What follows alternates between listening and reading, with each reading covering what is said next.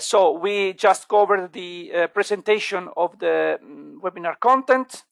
Now we will go quickly through the presentation of the EO4GEO project.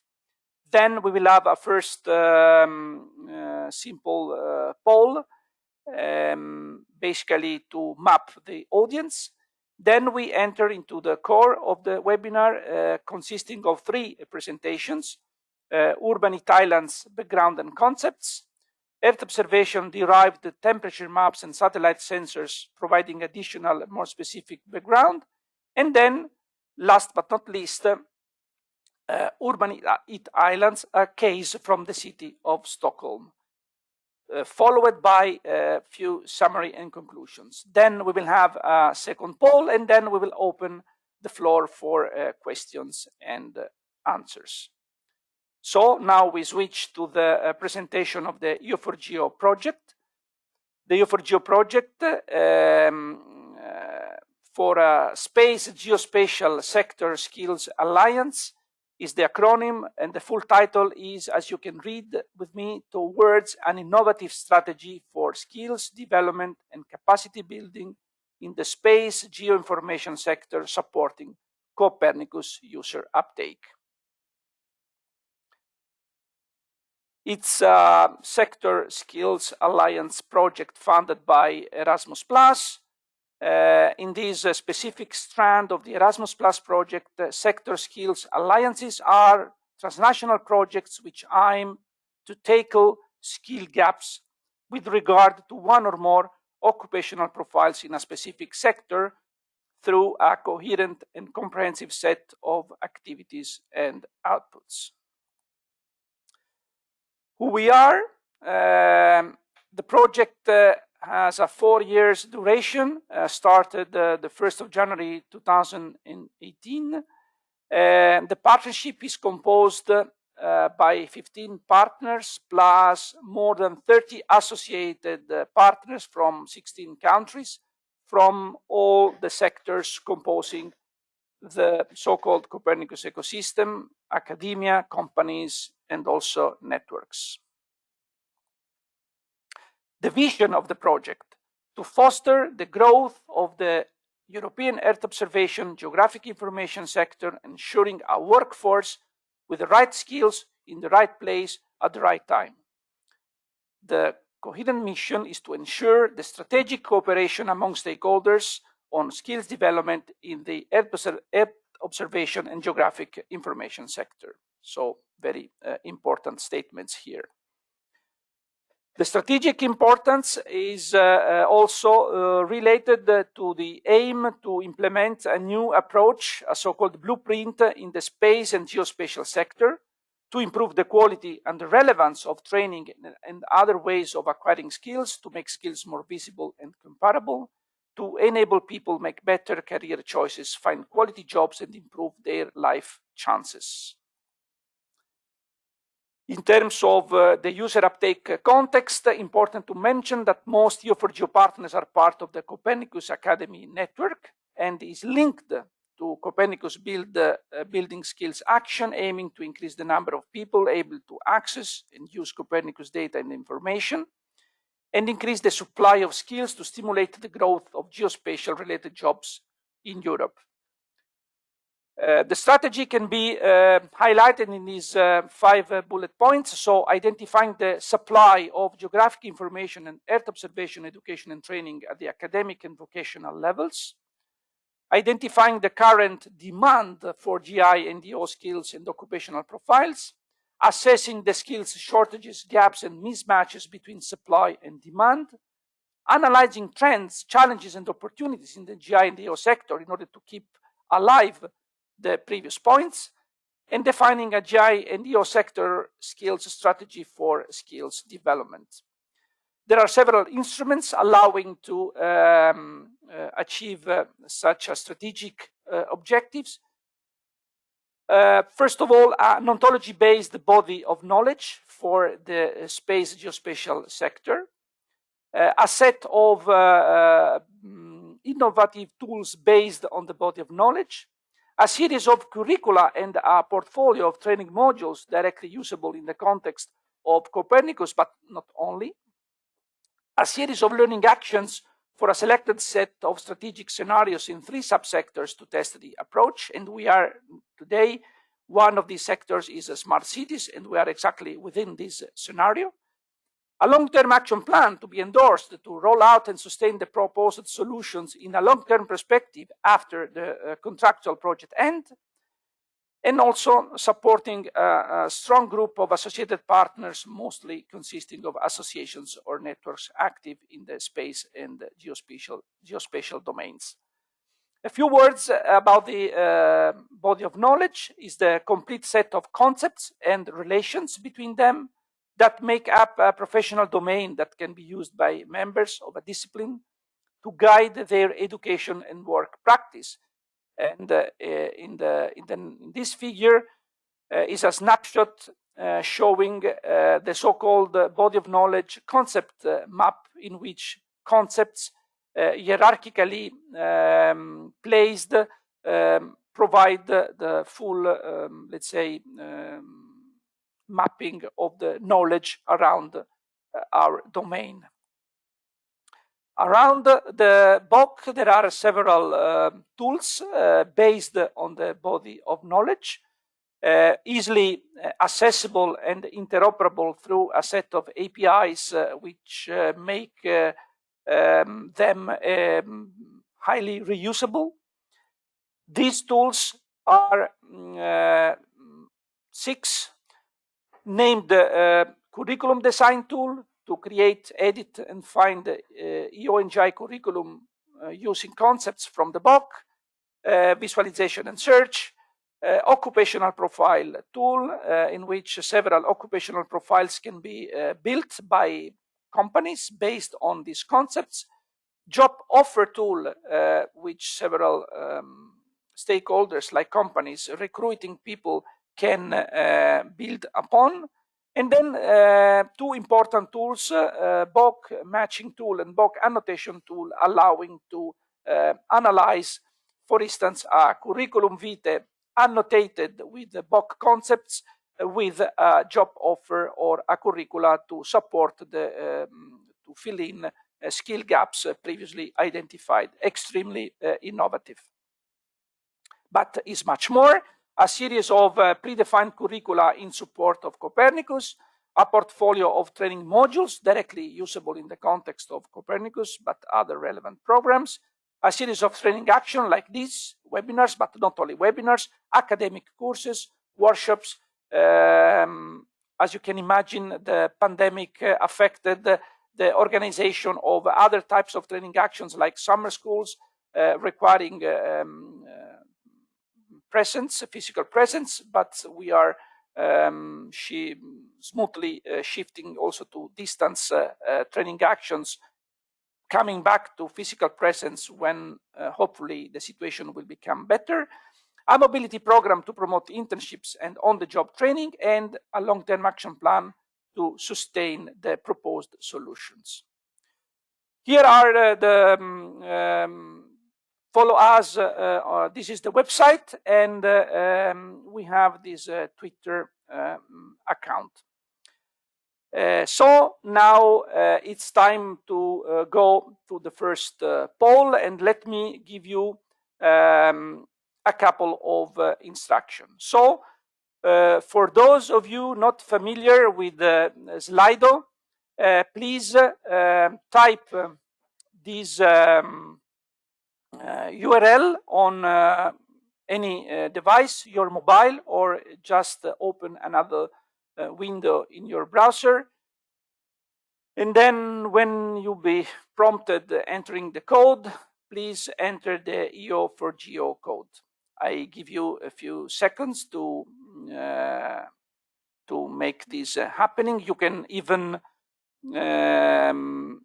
scan the QR code, which should automatically readdress you to the website. I hope you managed to make this happening. So let's move to the first poll, so Slido, and then EO4GEO. So let's activate the first poll, and we are simply asking you to reply which sector do you belong to.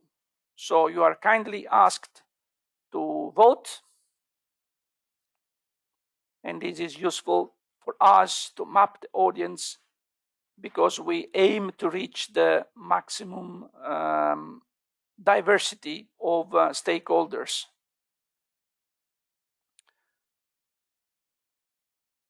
We see representatives for all the categories that we predefined.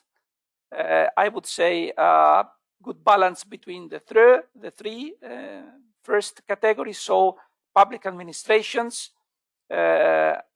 research, and also the private sector. But we have also no-profit sector representatives, national public administration, because we divided between regional and local, and then national.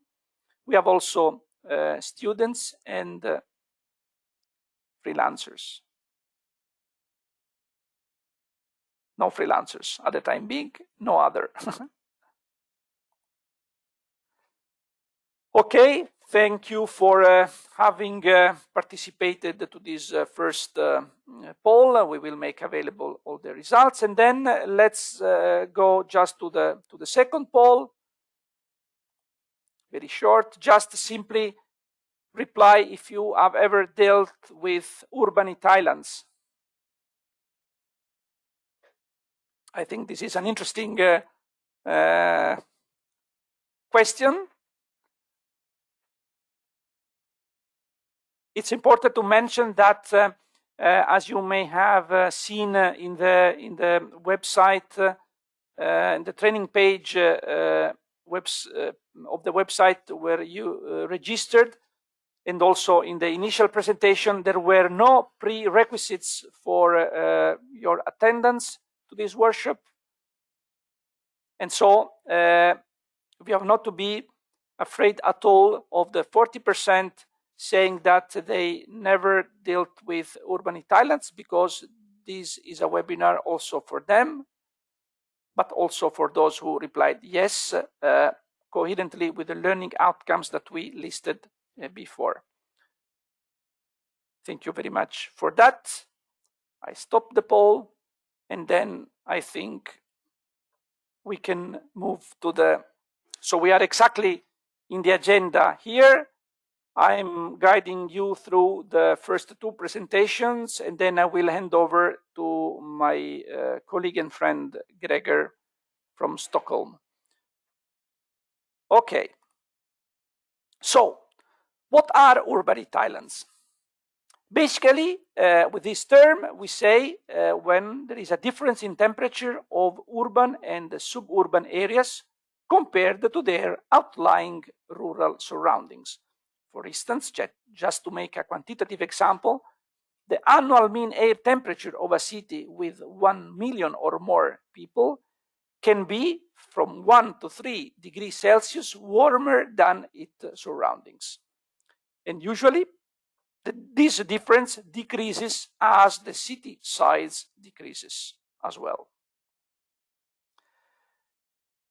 Diving a bit more into details, here we have in this figure two different representations of the phenomenon. In the above picture, you see horizontally the sequence of different textures and types of landscape in an urban environment and its surroundings. And in the vertical axis, you see the temperature, and you see 4 different diagrams in orange and blue, differentiation between day temperature time and night temperature time. And among the two, you see the continuous line representing the surface temperature, and the dashed one, the air temperature. They are not the same, as it's obvious, and we can spend a few more words later on. Below, you see a different representation you are very familiar with.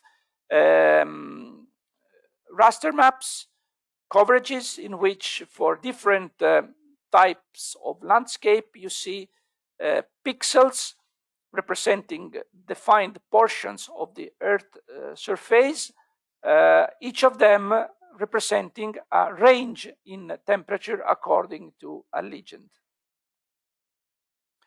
I will not go to read all the history here. You can do when you will have available the slides after the webinar, but it's important to mention that the concept started to be debated 2 centuries ago.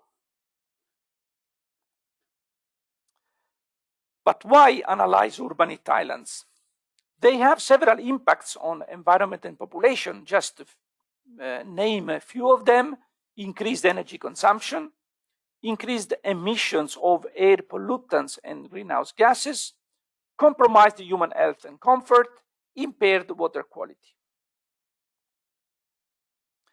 In this slide, we can see, according to the source mentioned here, another different way of differentiating and classifying the consequences of urban heat.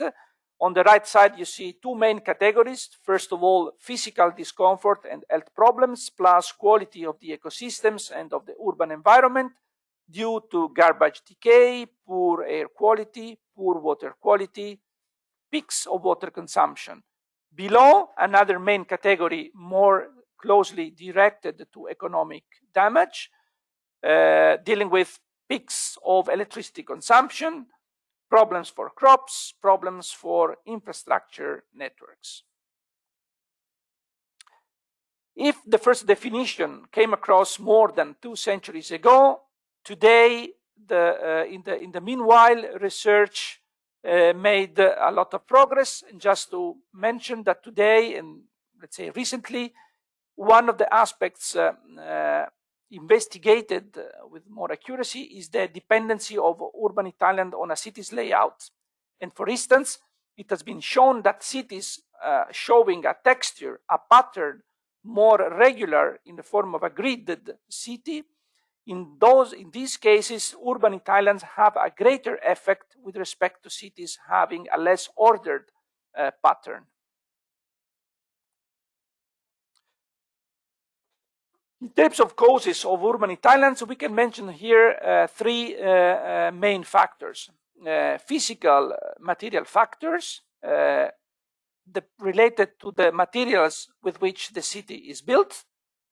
Morphological factor, as we mentioned just a while ago, depending on the shape, on the pattern, on the texture of the city, but also anthropogenic factors depending on the functions and activities carried out in the city. And related to this last aspect, we will see very interesting examples in the case of the city of Stockholm in a while. Of course, the presence of green areas they influence strongly the phenomenon under discussion. And in terms of evapotranspiration, water storage in the soil, and shading and surface protection against direct irradiation, in the 2 figures in which you see 2 completely different landscapes, one characterized by, let's say, more greenness, and on the bottom a completely built up context, you see how the percentage of the components of the hydrological cycle have significant variations. The issues to address are listed here. How can I monitor local heat islands? How can I benefit from Earth observation data when analyzing heat island effects? How to interpret the data? How can I use these in planning situations for the mitigation of urban heat? And then benefits, limitations, and errors. So how to analyze urban heat islands? To detect urban heat islands, it is used the land surface temperature, whose acronym is LST. We have to be aware, if you may remember, one of the first figures, we have to be aware that the surface temperature is not equal to the air temperature that people will experience in that place. However, land surface temperature is good and easy to access indicator. It's possible to use data from Sentinel-3, which has thermal bands included and therefore providing LST data. Another alternative, which is the one that we will present in the case of City of Stockholm, is represented by Landsat 8, which has a higher spatial resolution of 100 meters per pixel in the thermal bands against the 500 meters of Sentinel-3. For those not familiar with the concept of remote sensing, remembering that this webinar is mainly addressed to city planners, even though I would say that most of the city planners are becoming more and more familiar with remote sensing.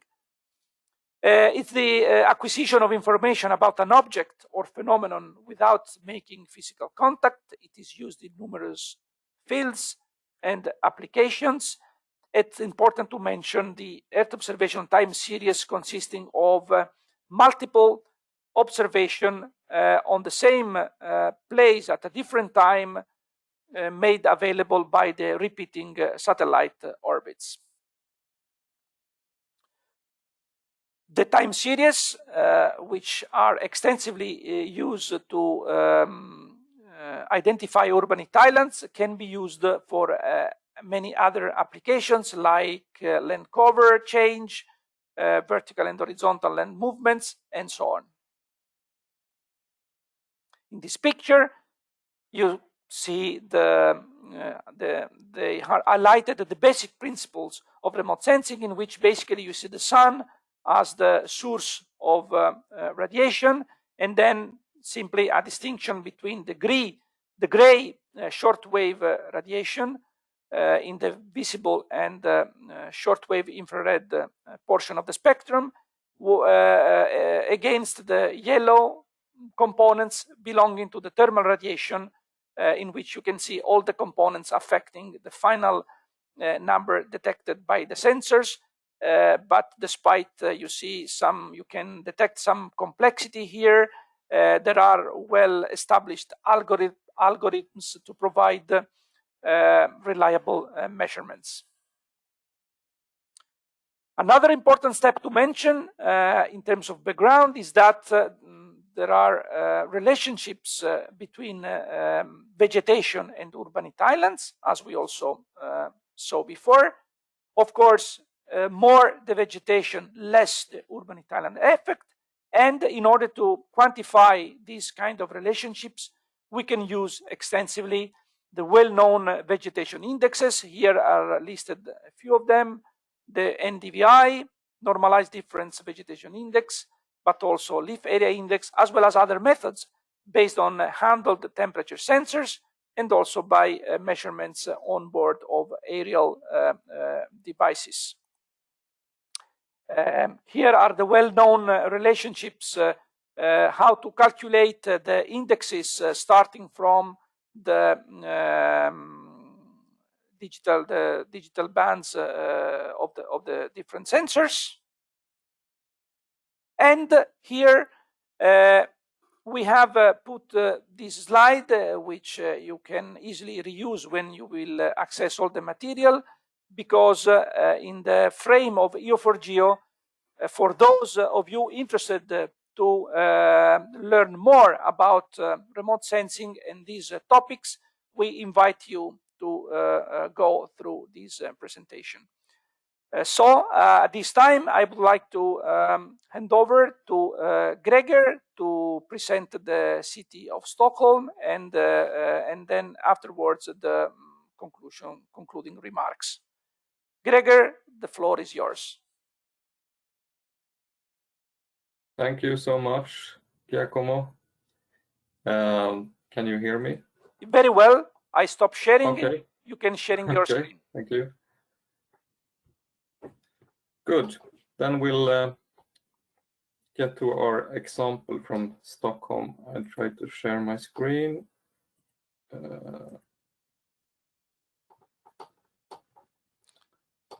like that, and I'll try to. Okay. Okay, we see it. Okay, perfect. So what we will present here is our small case, an example from the city of Stockholm. Stockholm is the capital of Sweden, which is a country in the Nordic countries, and maybe you wouldn't expect the effect of heat islands here, but it is existing here as well. So Stockholm is consisting of a quite dense inner city, and it's partly built upon several islands, and it's located in the middle of the Baltic Sea and a large lake that is called Mälaren.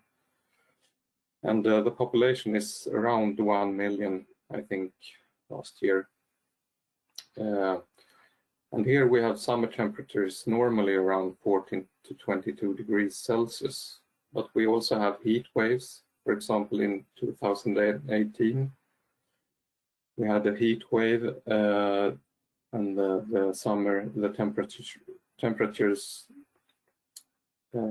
rose to about 35 degrees in some areas in Stockholm, and this causes some problems because in Sweden we are not usually having air conditioning in our houses. This is just a few snapshots of the city and showing different urban environments. To the left, we have the inner city structure with a few high-rise buildings, and we also have the semi-dense suburban setting and the parks, of course. And we know that from research, and as Giacomo already mentioned, that we have, for example, parks and green spaces can reduce the temperature with 1 to 3 degrees, and they also increase the humidity. And the tree canopy can also influence the areas right next to it, as far as 60 or 100 meters. And as a curiosity, during the heat wave in 2018 in Stockholm, all the cooling devices, from table fans to portable air cons, they were all gone from the stores during July and August. We will also here in this presentation introduce something that we call local heat islands. That is not entirely established, but it's defined and it exists in the literature. And we want to introduce this because the urban heat island effect is, of course, an effect of the whole city, but we also have local hotspots in the city that we want to address, and we want to look at them a little bit more close. So we look for this pattern on a smaller scale also. So what are we going to do here? We are going to screen the city for local heat hotspots or heat islands. We are going to use surface temperature maps derived, as Giacomo already mentioned, from Landsat 8 surface temperature. We are going to use time series to get a more stable result. We're going to take some statistics measures from these time series and look at the maximum temperature during this a series of summers. We are going to locate and delineate these heat islands, and we are going to have a look at the cool structures also. And we will describe or exemplify how this information can be related to planning issues.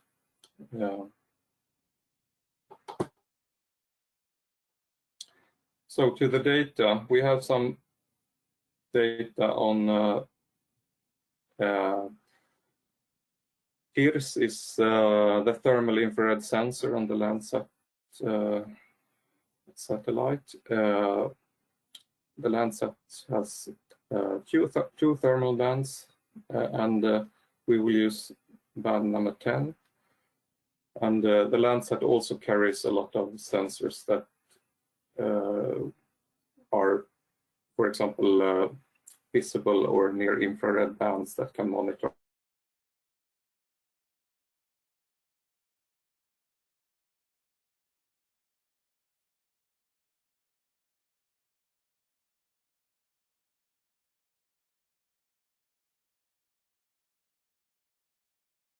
Gregor, we have lost.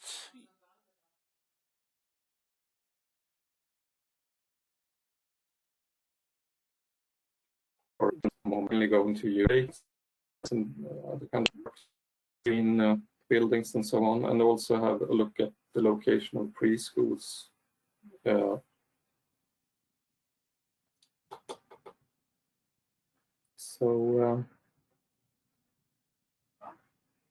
So the study area is not the whole of Stockholm, it's the south of Stockholm. We have chosen to zoom in there. And we are also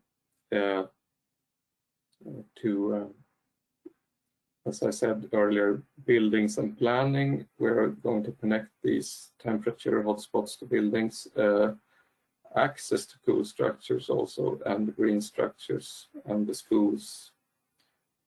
So what we want to address in this case is how can physical planning have an impact on heat stress, and also other areas in the city where the consequences of a densification can be particularly troublesome. How are some particularly sensitive functions located, for example, preschools, in relation to these heat islands? And also, densification of suburban areas is a trend and also a pronounced planning strategy in Stockholm. And what consequences might follow from this strategy in a long term in terms of urban heat? So this is our main data set that we are going to work with. And this map is showing a time series of the maximum temperatures during the summers from 2014 to 2020. And the reason for using a time series is that we want to get a stable result. So we make some statistics, and we take the maximum temperature each summer and derive a mean from that. So we get a statistically stable map. And what we can see here is the temperature map of the south part of Stockholm, the south inner city, here, and also the suburbs south of Stockholm. So we can see that the inner city here is quite,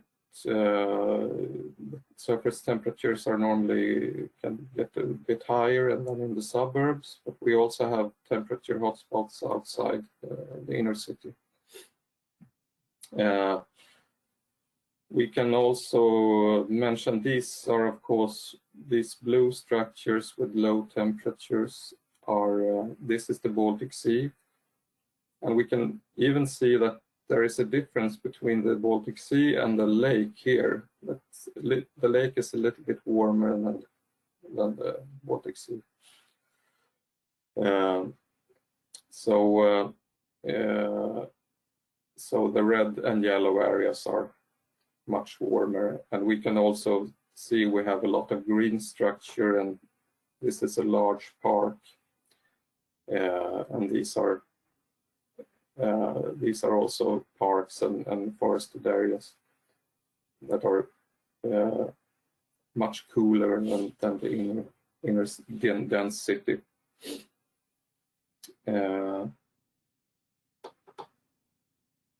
We can also see that the lakes here has a cooling function on the shores of the lake and the seas. That's interesting also. Go to the next slide. This is just to exemplify, connect this map to the ground a little bit. As we can see, the forest on top, the surface temperature might be 21 degrees. Trees provide both shade and evaporation, two important factors, and they are of course cooler than grasslands. Then when you introduce some building structure, the temperature goes up a little bit, and to the image right down here, where we can see quite a lot of impervious spaces, small amount of green spaces, the heat is increasing quite fast.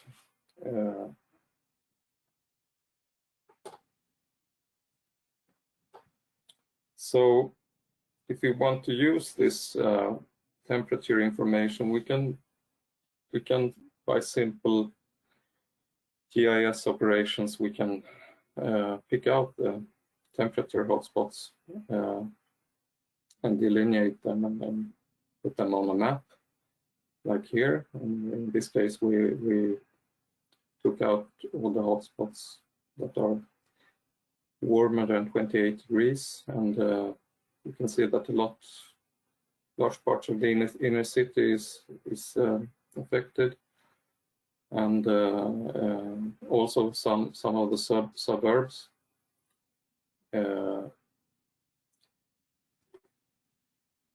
So this is a large industrial area here, and the same way we can also pick out the cooler areas, and these are of course water areas are cool, also forests, parks, and so on. And you can see that we have actually a few cool areas in the city as well.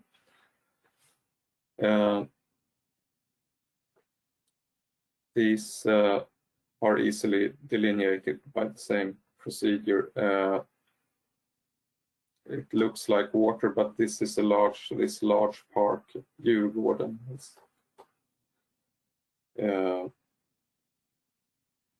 So these are two of the data sets we will use. This is another data set, and it's composed a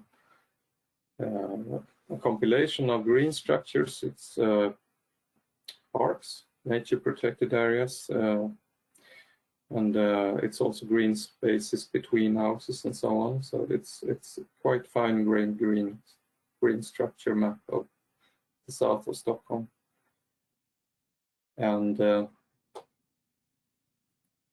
we will also use a GIS layer with buildings, and this is buildings of different sorts. We have apartment buildings, we have single-family houses, and we have also office and industrial buildings.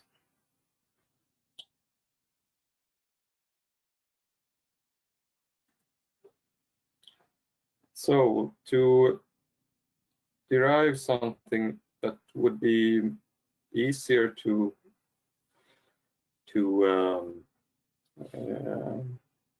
analyze, we are combining this data on surface temperature, and we combine it with these GIS layers and make some basic GIS operations. And from that we can derive, for example, buildings that are inside this heat island that we derived from the temperature data set. we can also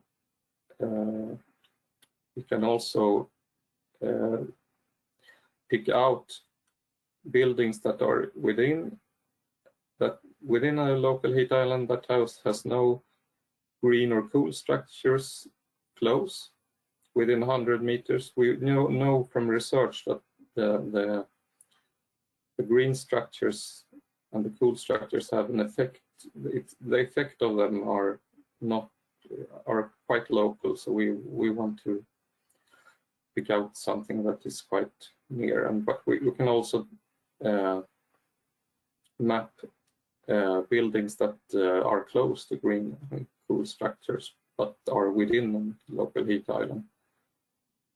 And then we can make some analysis of the buildings outside the local heat island, the ones that has no green or cool structures nearby.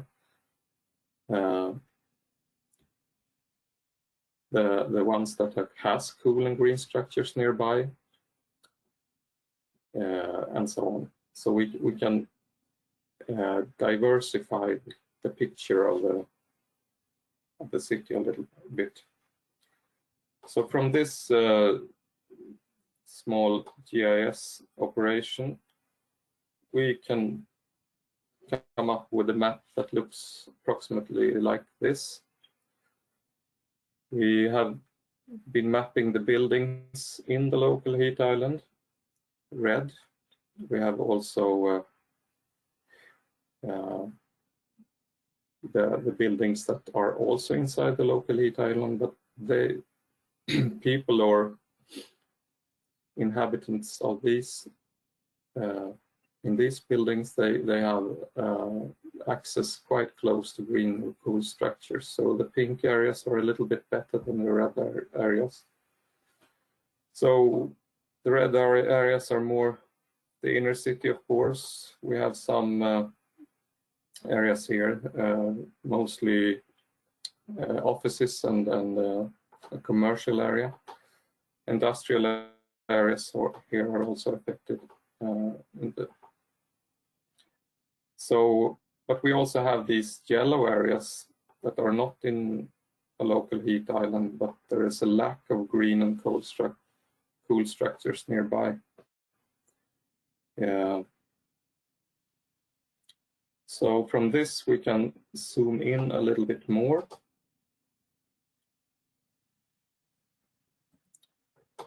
To have a look at the southeast of the city. This is a close suburb to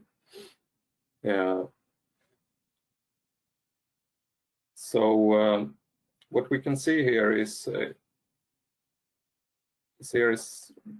what I mentioned before is the commercial area. That is this area is clearly within heat island, and also this one. This is mostly a residential area, and there is a lack of green structures here within. So this might indicate that here, for example, as this is a residential area,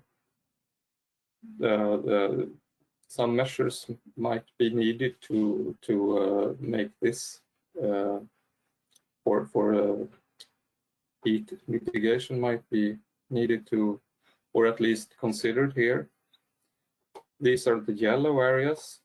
They are not in a local heat island, but they have a lack of green and cool structures. So this planning takeaway might be that you could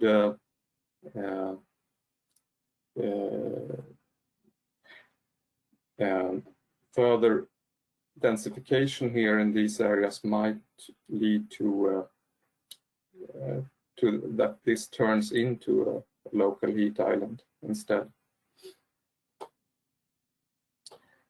So we go further to zoom in to the inner city south. Here we can see that most of the crystalline structure here is affected by this heat island. And and then they have quite they don't have access to pool areas close, but we also have this seaside area that is not so affected by the heat island, and green structures and pool structures are close. We have a lot of these pink areas that are within the heat island, but they have also put some green structures and cooling structures closer. So, and this is, of course, an important area here that is helping people around it. It's quite a large part here.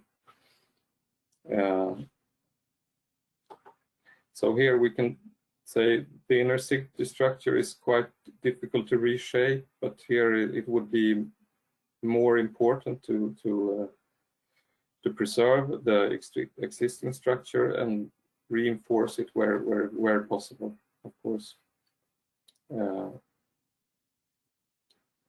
So we make a little bit zoom in on the southwest suburbs instead, with the same kind of typology here on the buildings.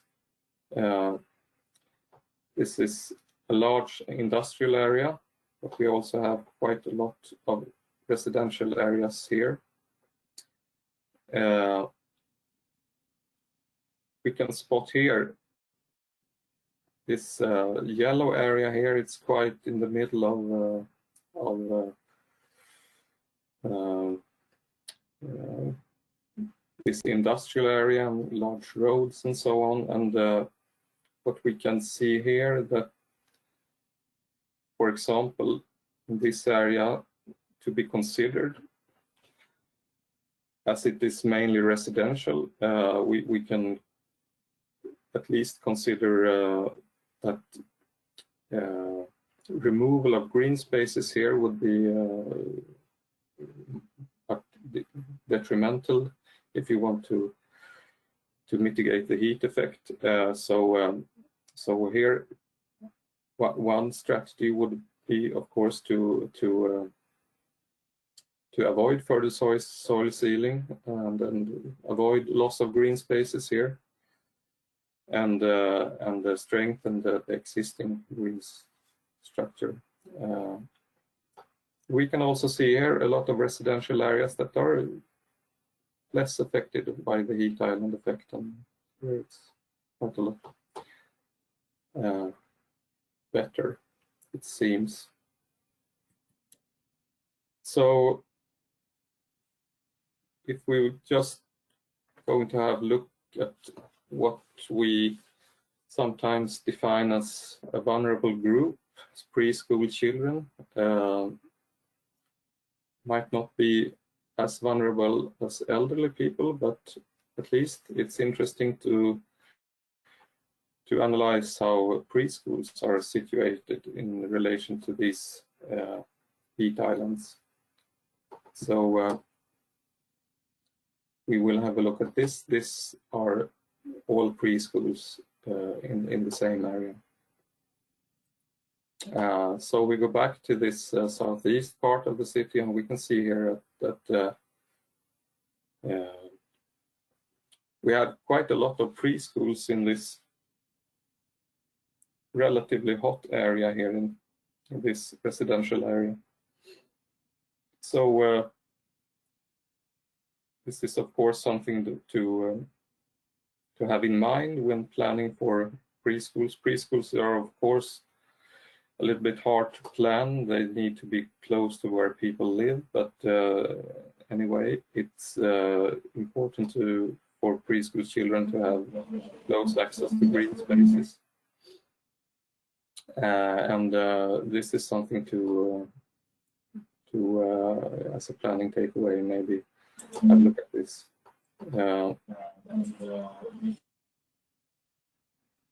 So we this is the southeast, and we have a quick look at the southwest. We can see that we, in comparison to the southeast, the situation is a lot better here. The preschools are located more in areas that have access to green structure and not in a heat island.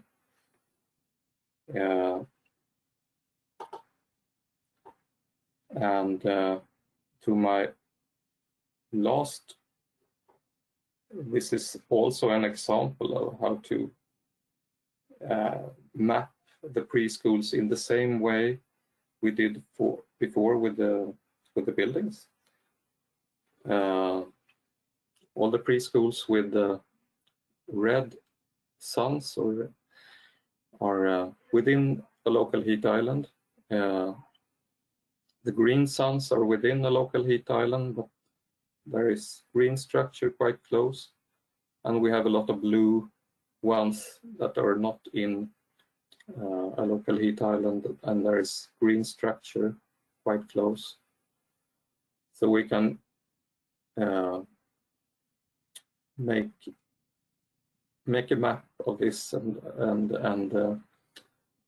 make some conclusions for which part of the city. Of course, here we can see that the inner city is much more affected than the suburbs, naturally. So I will continue to a conclusion and recap part. So we'll conclude a little bit of the whole webinar. The urban heat can cause physical discomfort and health problems. It can also deteriorate urban ecosystems and environment. It can cause drought, of course. But the human perception of heat stress is a combination of several factors. It can be air temperature, also heat radiation from surfaces, but also personal conditions. Very important. These maps that we have used here, they can be derived from Sentinel-3, Landsat-8, Aster. They have all different resolutions that we have seen before. In the current case, we are using summer maximum temperatures from Landsat-8 during a time series. So we can illustrate the local heat islands within the city and the suburbs. There is an obvious correlation between dense building structures, lack of green structures, and maybe also this texture that Giacomo was talking about before. And we can see a correlation between high surface temperatures and this building texture. And the information presented here can be used on a general scale, of course, to identify areas potentially exposed to urban heat. Information presented in this case can also be taken into consideration when planning for measures to mitigate urban heat. But very important to remember, local conditions like shading and cooling structures can have a large impact on the perceived heat. And we have also some examples of planning takeaways. So avoiding further soil sealing and densification in areas close to heat islands might be important. Increase the share of green structures in certain hotspots in the urban environment. Access to green and cool structures may be even more important for residents in areas exposed to urban heat. And special consideration should be given to sensitive groups such as elderly, preschool children, and so on.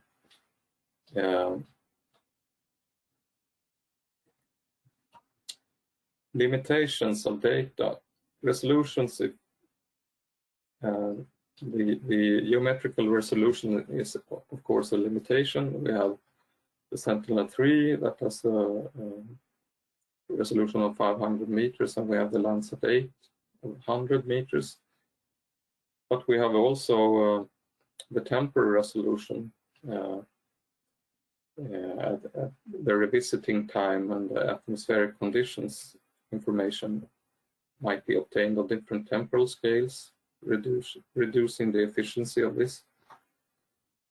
And the last surface temperature from satellites, it can be seen as an indicator of urban heat, but there are many more factors to be studied on a more detailed level, of course.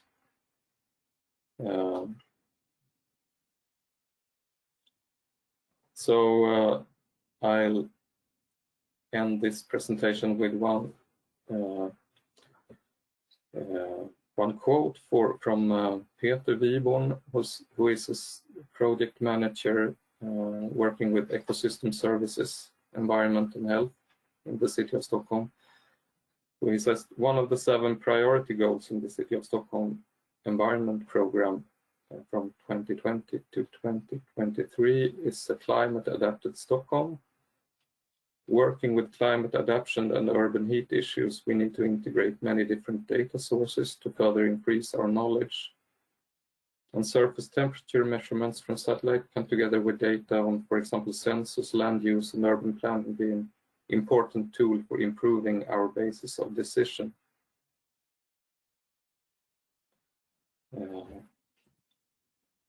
So I thank you very much for listening to this, and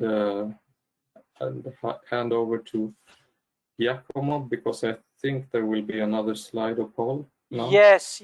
Thank you very much, Gregor, for your excellent presentation.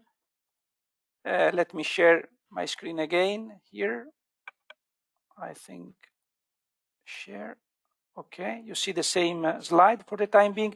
And thank you very much for having guided us through very practical examples showing how integrating data and information extracted from Earth observation data with GIS technologies can provide a very innovative way of tackle issues which might affect urban environments. So I'm going through, before opening the questions and answer session, let me, before to go to the second slide of Paul, let me remind that with these links, this is a link to the section of the project website in which training material there is a catalog offering access to training material for different topics, and there is another specific page related to training actions available at this website, where recording of this webinar will be soon available, as well as announcements of upcoming new training actions. So we invite you to closely monitor these pages. The training actions will deal with not only with the smart city scenario or subsector like this one, but with the other two scenarios or subsectors dealing with climate change and also to integrated applications. All right, so let's go now to the Slido. I hope you kept your connection. In case not, please just remember to enter the code EO4GEO. And now let's start with the third poll, in which you are basically asked to quote, to what extent the identification of urban islands is useful in a city planning context. I kindly invite you to vote. Of course, for those who were not familiar with urban islands before this webinar, I hope that this webinar provided sufficient information to to be able to reply to this question. Just I leave more few seconds to vote. Is of course encouraging the high score we have. Okay, I propose now to go to the next. So here we have asked to score to what extent the identification of urban islands is useful in a city planning context. Now let's go to the next one. To what extent Earth observation data can support the identification of urban islands based on what you have learned today, what you have understood today, and based on your previous knowledge, in case you already dealt with the same topic.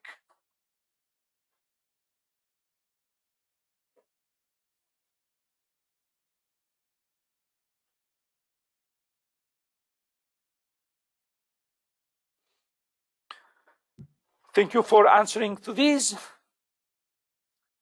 And now let's go to the last question.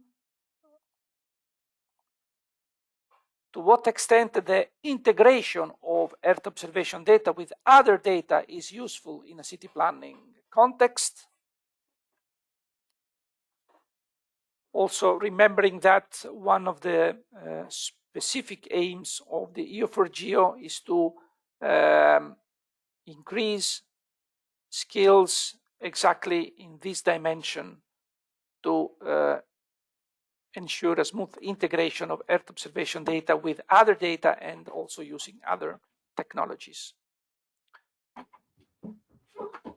So I think that we can consider ourselves satisfied with these replies. Before to open the floor, there is already a question in the chat. Before to go to this, I just an organizational remark. You will be all the participants and also the registered people who could not attend, including 8 registrations got just a few minutes before the starting of the webinar, and our apologies for not having managed to provide them the link, but the link to the recording will be soon available, and to all the participants will receive an email with the instructions how to access the material, and the email will include also a link to a survey, to a questionnaire to assess how we went with this webinar. And despite filling in surveys can become very annoying at some time, we kindly ask you to support our effort in order to provide your replies, and be prepared to receive a couple of reminders. The link will be soon also available to this survey, will be also soon available in the chat, and in order for the volunteers starting filling it soon. So regarding the questions, I see a question from an anonymous user, and I would kindly invite him to open the microphone and put directly the question he wrote in the chat.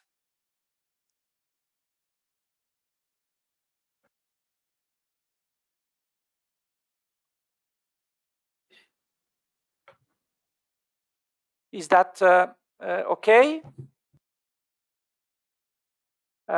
Otherwise, I can read the question to you, Gregor. Okay. Maybe leaving the still the invitation to open the mic and propose the question himself or herself is open, of course. Okay, the question is the following: why, and all of you can see it in the chat, why did you use exactly 28 degrees Celsius as a temperature to determine hotspots local heat islands. Also, why 22 has the bottom border? I think it's a question that we also debated sometimes. Yes, of course, there's no, the only definition for a heat island, it is that it has to be a certain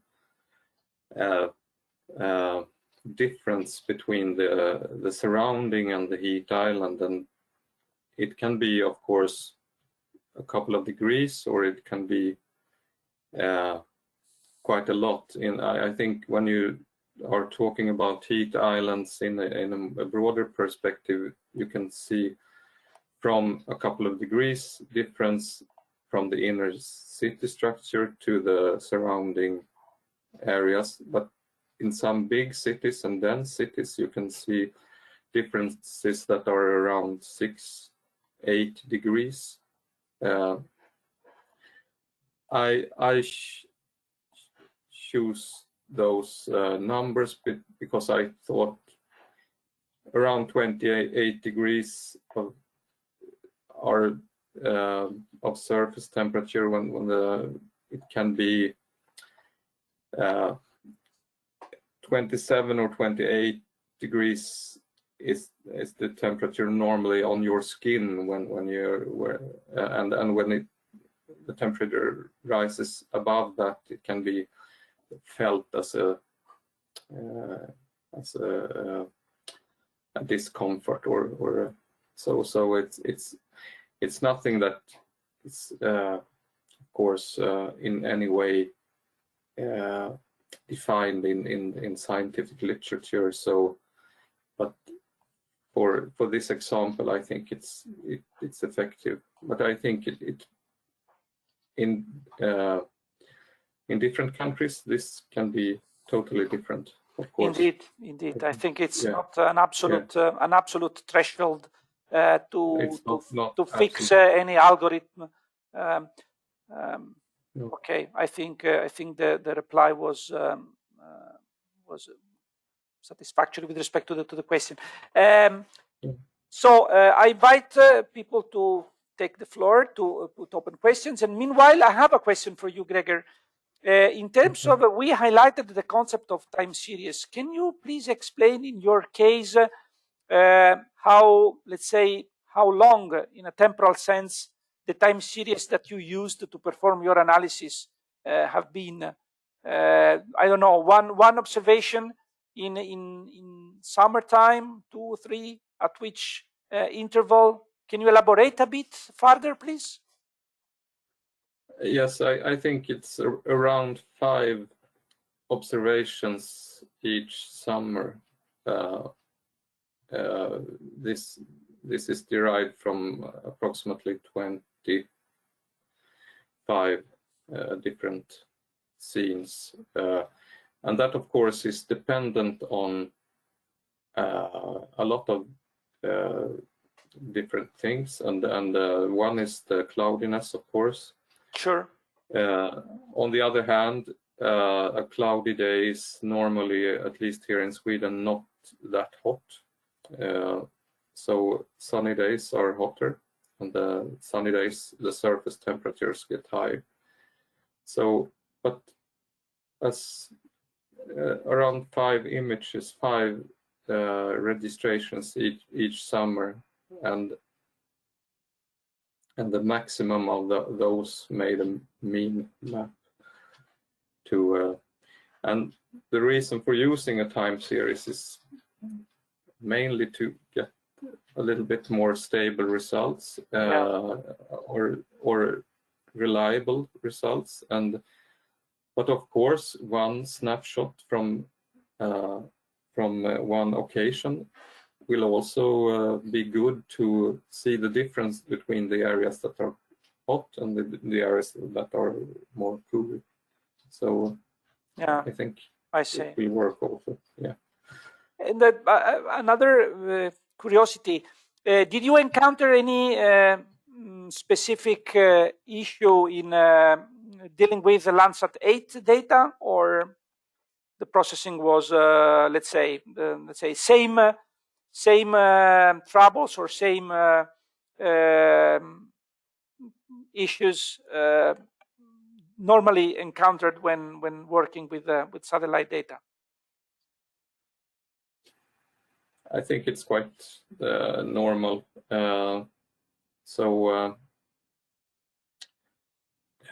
We have a lot of help from the different metadata that is connected to the data, saying a lot about cloudiness, and so we can have it's quite useful, and of course you have to recalculate from Kelvin degrees to Celsius and so on, but that's not so hard. Problematic. So no. So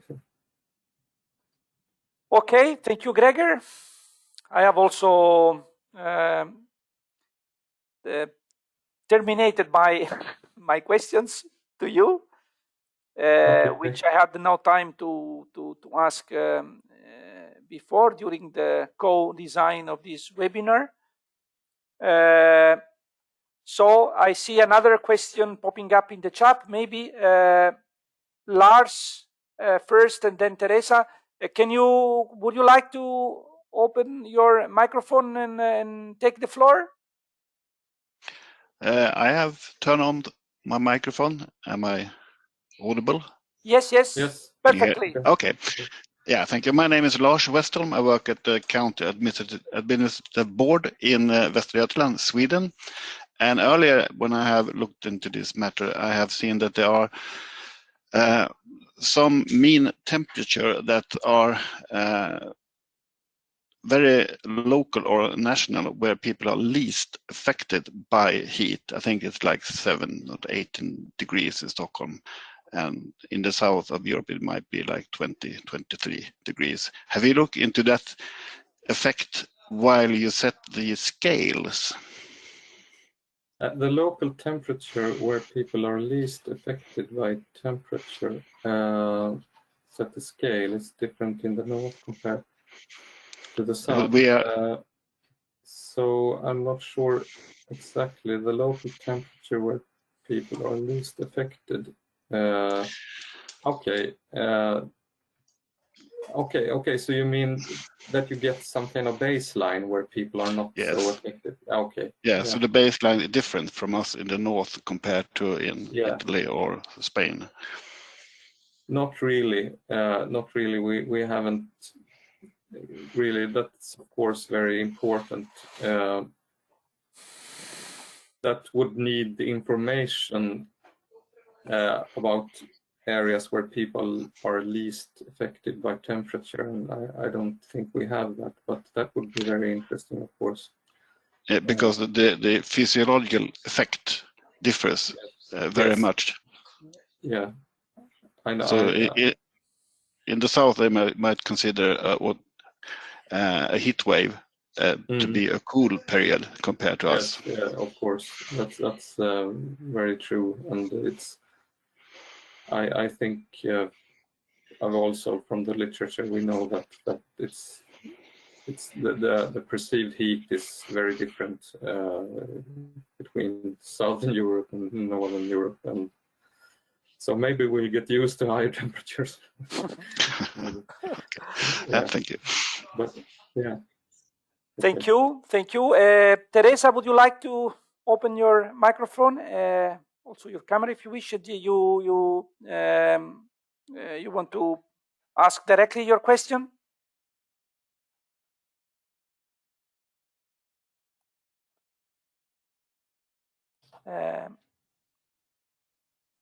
If not, maybe I can read for the benefits of all your questions. So Gregor, Teresa is asking if you are using GNSS or thermal sensors to calibrate satellite images or improve the accuracy of results. No, we are not doing that. No, we haven't done that. So that would, of course, be an improvement. Yeah. Yeah. Okay. Other questions? Barbara, please take the floor.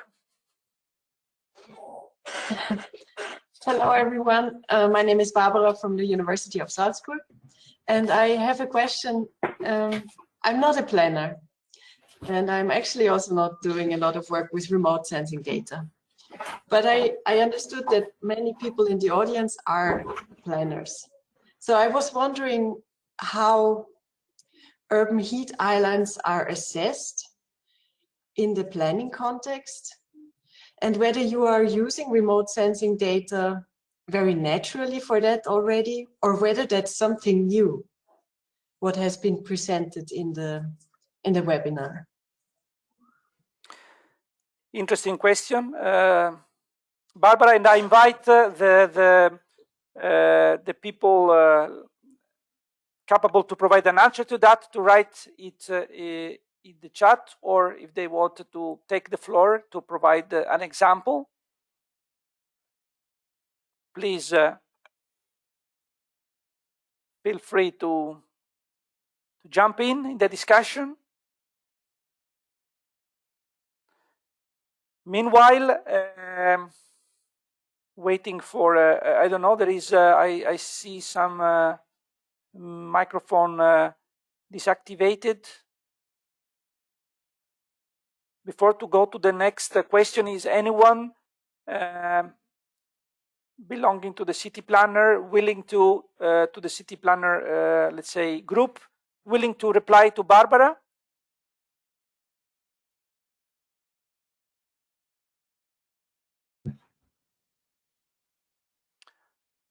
I'm not sure if anyone else wanted to speak about that. I'm not a planner either, but I know just from what I know that at least larger cities use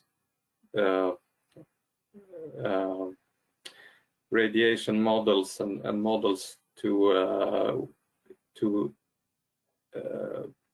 model and make scenarios of heat waves and so on sometimes quite a low level, where you have the information of the shading and so on from the buildings, and so those models can be quite detailed.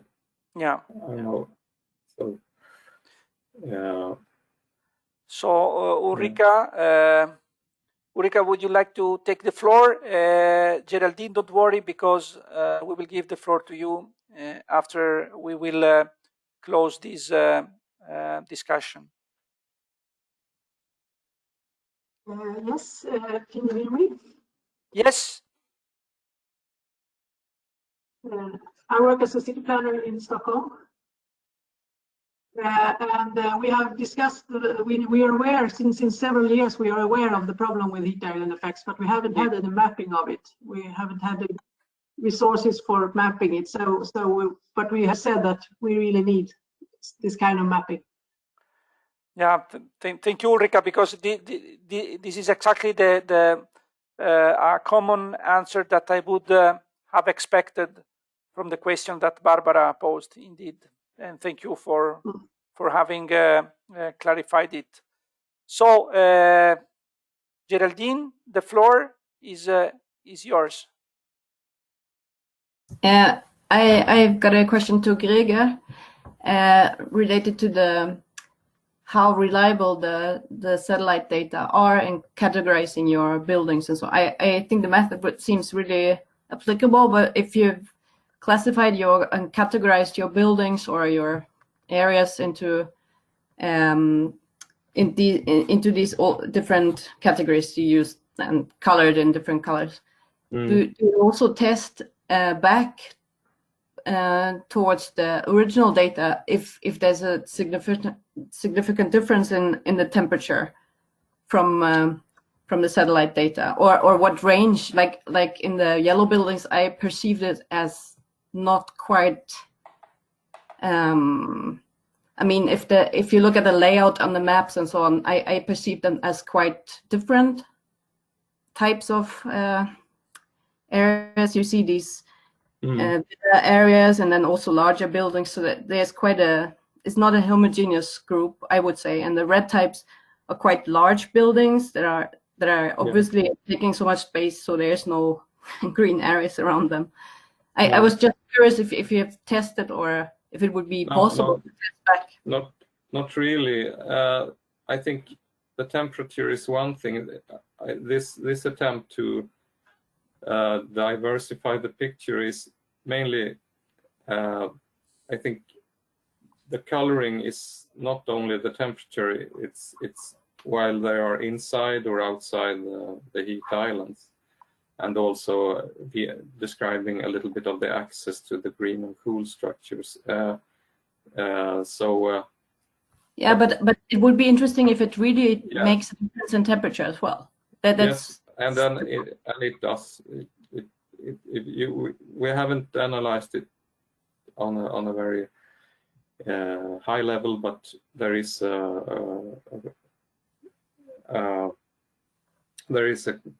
correlation between the temperature, and I'm not talking inside the buildings because we cannot say anything of course. inside, but the surroundings are cooler. Okay. So good. But how much cooler? Also, you couldn't say like the yellow buildings are about 2 degrees cooler in surface or something like that. Not really. We'll have to analyze that in that case. Yeah, that would be interesting, of course. We have also had a master student doing some work on this. I can send you his work because he made some estimations, and that's okay. Yeah. If it's Geraldine from Ängelholm, okay, good. Then I know. Okay. Yeah. Thank you. Okay, thanks. Thank you. I think we have time for the last question. If anyone would like to have this opportunity.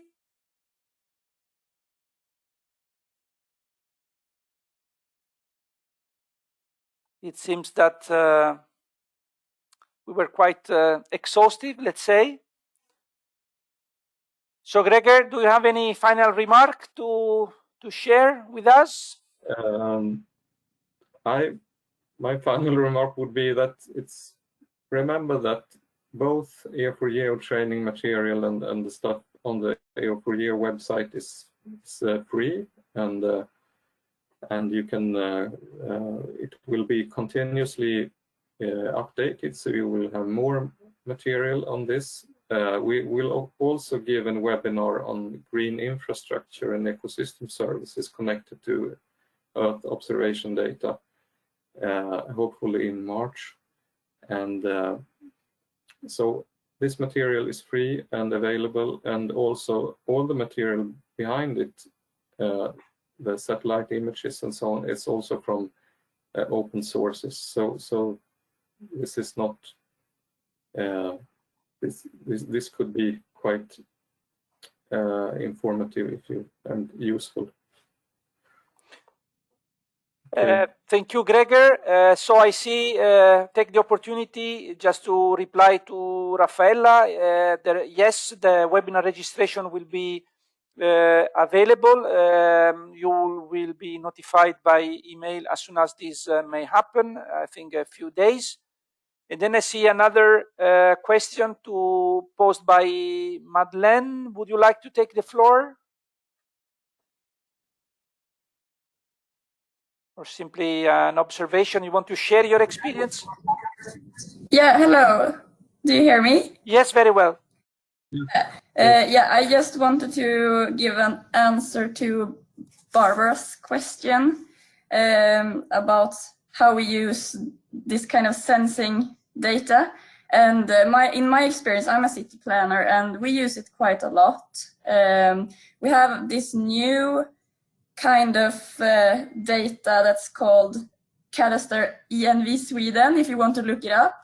It's quite interesting because it gives a quite detailed picture of the different nature types, you can say.